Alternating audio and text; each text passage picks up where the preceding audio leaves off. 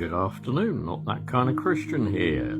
I am looking at an article in National Geographic, and as you can see, the title is How Science is Helping Us Understand Gender.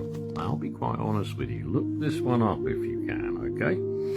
Because it's one of the most helpful things I have ever read. I'm going to go into the article in a little bit of detail with a few quotes. I won't make it too long. Just to lay my cards on the table, I am a cisgender married man. Right, so I'm just going to pause this and we'll take some slices. Just to make it a little bit easier, if you actually do want to look the National Geographic article up, it's at education.nationalgeographic.org. So if you want to look up what I'm quoting from. So primarily, why am I putting this out here? I'm a cisgender man, as I've just said. I have two sons by my first marriage. I'm married to my wife Sharon, and we get on well together. We have a lovely life here in Great Yarmouth. I've also said I'm a Christian.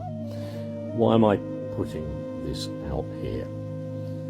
Primarily because I am fed up, absolutely fed up, especially with hearing right-wing fundamentalist Christians, especially in America, but also over here, many of whom I have mentioned on my videos before, saying the famous line, "Look at the science, follow the science, only male, only female, follow the science." I've absolutely had it with that. And if I ever see one of them to their face coming out with this, well, I'm going to answer, maybe you should look at the science too. Here's a little bit from the article, as I say. I'm going to try and keep it brief, okay? So I'm just going to read you near the beginning. Right, I'm not a scientist and I'm not quoting as such. I'm an arts graduate, although both of my sons have graduated in the sciences, my oldest having an MSc. But this part of the article begins by talking about hormones, and obviously they are really important. So just let me read. We're talking now about the fetus. And it says quite clearly that the testes that secrete testosterone and other male hormones, brackets collectively called androgens, and the fetus develops a prostate, if the fetus has these, a prostate, scrotum, and a penis. There's another hormone that comes in play here, though. Without the SRY gene, it's not a hormone, it's a gene, the what are called protogonads become ovaries that secrete estrogen. The fetus develops female anatomy, uterus, vagina, and clitoris. Now, I just want to quote that because that is so crucial to our understanding of what even happens to us as we are developing as embryos and fetuses within the womb. This before we've even been born. This is science. This is fact. It's not creation story. It's not Adam and Eve. It's not what we believe. This is fact. Medical, understood, scientific fact.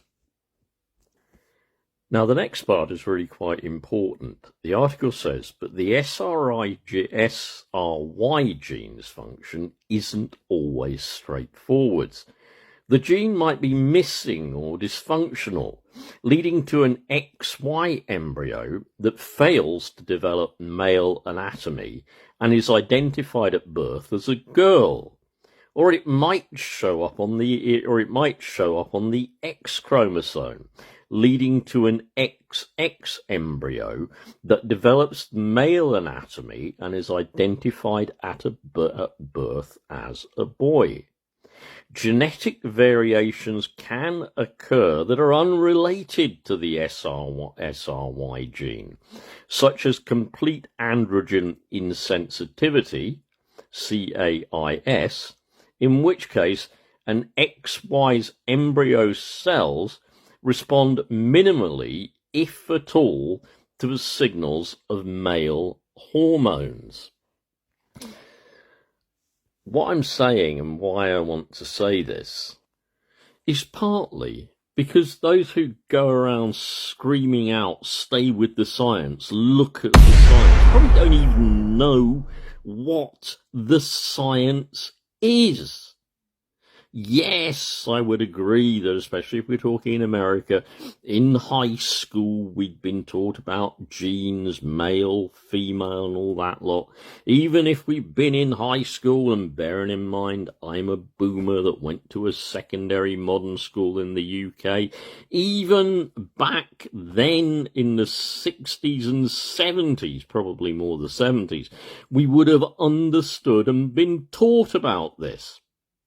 But I want people to understand that scientific knowledge has been increasing, and we are able to study these things in far more detail, and then by doing so we get more information.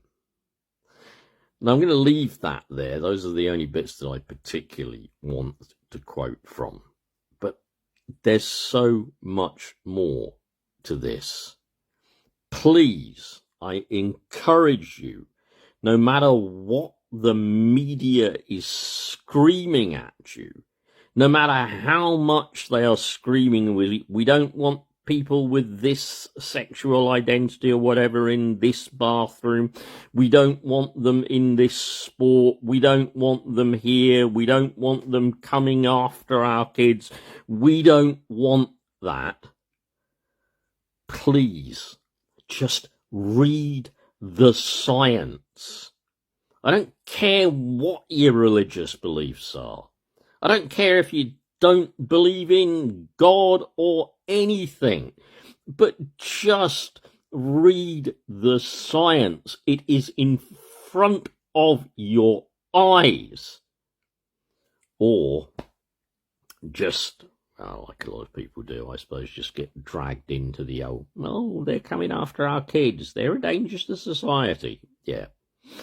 Well, I'm going to link with this a story as well, and it's my short story called Bomber. So please, if you want, have a look at that on Wordery. Bye.